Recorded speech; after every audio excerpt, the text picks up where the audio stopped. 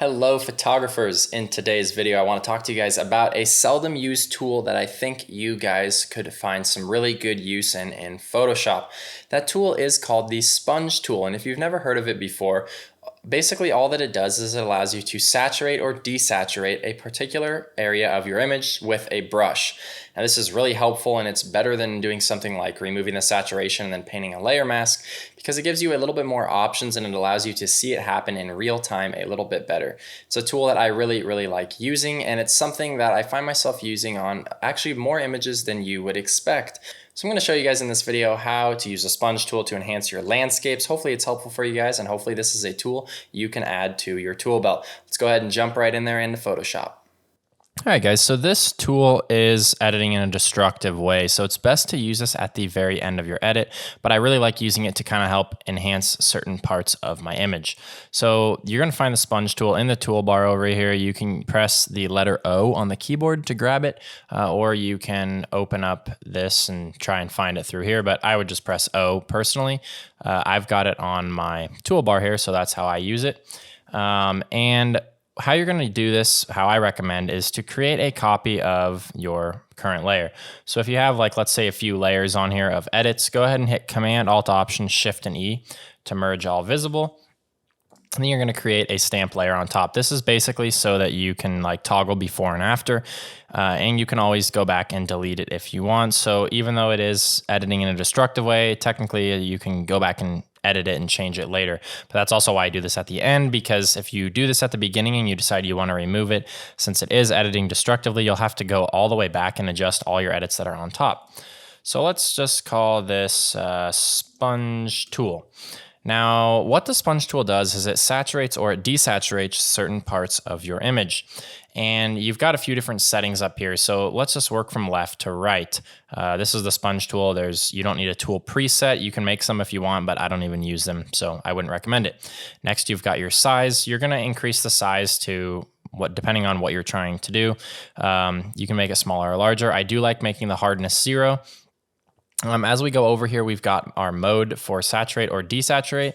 If you want to desaturate your image, obviously you're going to use desaturate. And if you want to add saturation, you're going to use saturate. Then you're going to do flow at, I like about 10%. I don't really mess with this setting here, the airbrush style buildup effects.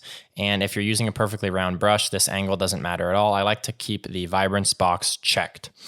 So then when I go down to the layer here, we're using saturate right now. With the flow at 10%, that means that I'm going to put down 10% each pass. But if I like click and I keep scribbling back and forth like this, that will continue to put down 10%, 10%, 10%, 10%. And so you can build up that way. So it's nice to use 10% or lower just so that you can slowly work it in.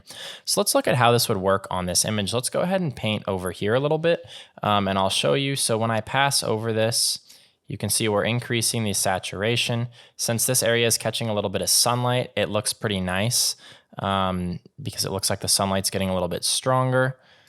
And you can pretty quickly change the size of the brush by using the brackets diagonal to the delete key.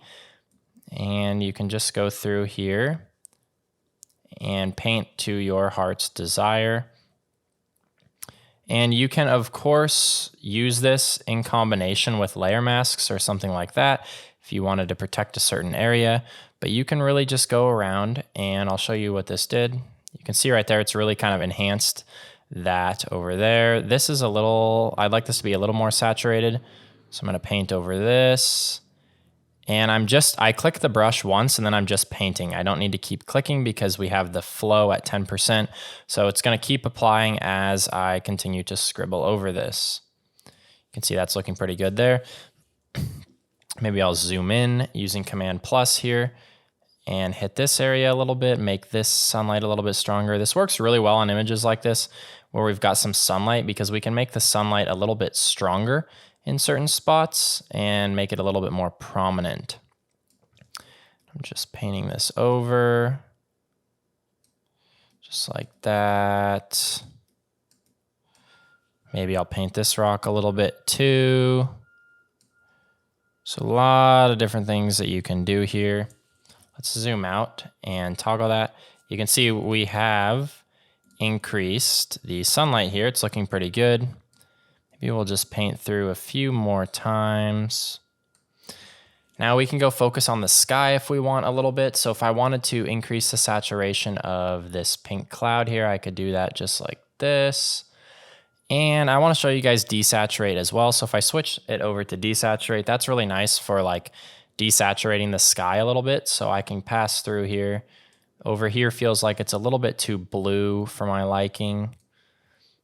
And sometimes when I'm using desaturate, I will drop the flow to like 5%, just so it works in a little bit slower here. But something like that's looking pretty good.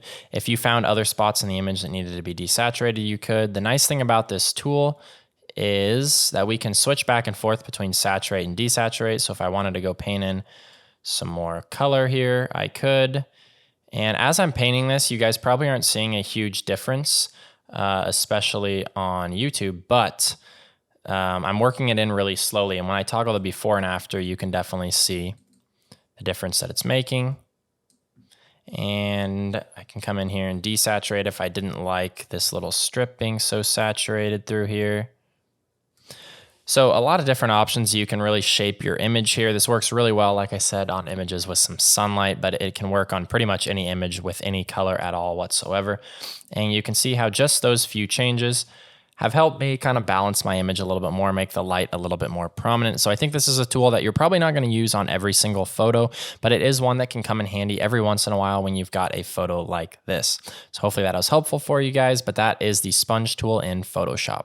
All right, guys, hopefully this video was helpful for you, and hopefully you guys can use this sponge tool in the future. I think it's a really, really fun tool to play with, something that adds an effect that's really, really nice to have, especially when you're working with a photo with lots of different saturation levels. So if you have any questions about this tool, I'd love to hear them down below. So if this video was helpful for you guys, please make sure to like and subscribe. It helps me to grow my channel and continue to create free videos. Really appreciate you guys checking out this weekend's video. We'll see you guys next time. Thank you so much. Bye-bye.